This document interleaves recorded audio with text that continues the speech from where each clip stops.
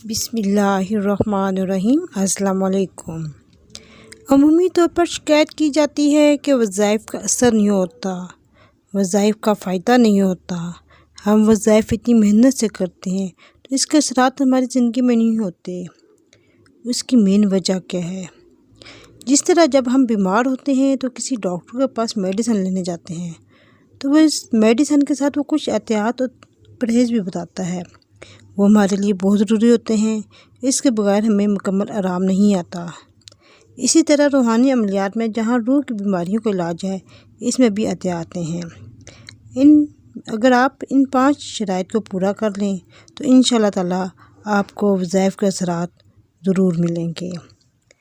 Number 1، ہماری مکمل توجہ صرف اللہ جل شانہ کی طرف ہو، ہمارا کسی اور کی طرف دھیان نہ ہو کہ ہمارے تمام مسائل اللہ جل شانہ حل کریں گے۔ نمبر 2، اللہ پر مکمل توکل اور اعتماد کرنا۔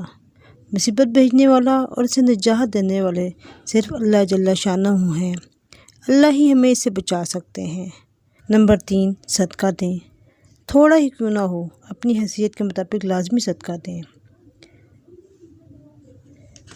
نمبر 4، فرائض کے ساتھ نوافل کا بھی اہتمام ضرور کریں۔ اگر فرائض چھوڑ کر وظائف کریں گے تو فائدہ نہیں ہوگا۔ نمبر 5، توبہ استغفار کرنا، اللہ سے معافی مانگنا اپنے گناہوں کی۔ ان 5 باتوں پر عمل کریں گے تو انشاءاللہ تعالیٰ آپ کو ہر وظیفے کا رزلٹ لازمی ملے گا۔ آج کا جو وظیفہ ہے میں اپنے ان دوستوں اور بہن بھائیوں کے لیے لے کے آئی ہوں جو پیپر دے چکے ہیں، جن کا بھی رزلٹ نہیں آیا۔ ان کے لیے یہ عمل ہے کہ صبح کی فجر کی نماز کے بعد 11 مرتبہ اول درود شریف پڑھیں، پھر 3 مرتبہ سورہ یاسین پڑھنی ہے۔ سورہ یاسین اس طرح پڑھنی ہے کہ ہر دفعہ 7 مرتبہ بسم اللہ شریف پڑھیں، پھر سورہ یاسین ایک دفعہ پڑھیں، پھر 7 دفعہ بسم اللہ شریف پڑھیں، پھر دوسری دفعہ سورہ یاسین پڑھیں۔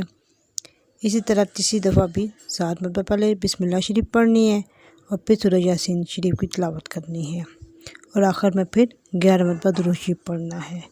اس ترتیب سے آپ نے 7 دن تک یہ عمل کرنا ہے، اور اس کا ثواب آپ نے امتحانی بورڈ کو ہدیہ کرنا ہے۔ اور اس کا ثواب کس طرح امتحانی بورڈ کو ہدیہ کریں گے، اس کی ترتیب یہ ہے کہ اپنے دونوں ہاتھ دعا کے لیے اٹھائیں، اور اس کا ثواب سب سے پہلے آقا دو عالم صلی اللہ علیہ وآلہ وسلم، ازواج مطہرات، تمام صحابہ کرام، اہل بیت، تابعین، تبع تابعین، تمام مسلمان اولیاء اللہ، مسلمان جو فوت ہو چکے ہیں، جو زندہ ہیں، اپنے ماں باپ، رشتہ داروں، اور جن لوگوں نے آپ سے پیپر لیے، جو پیپر چیک کریں گے، جو رزلٹ بنائیں گے، ان سب کو ہدیہ کر دیں تو انشاءاللہ تعالیٰ آپ کے نمبر بہت اچھے آئیں گے، آپ کا رزلٹ بہت اچھا آئے گا۔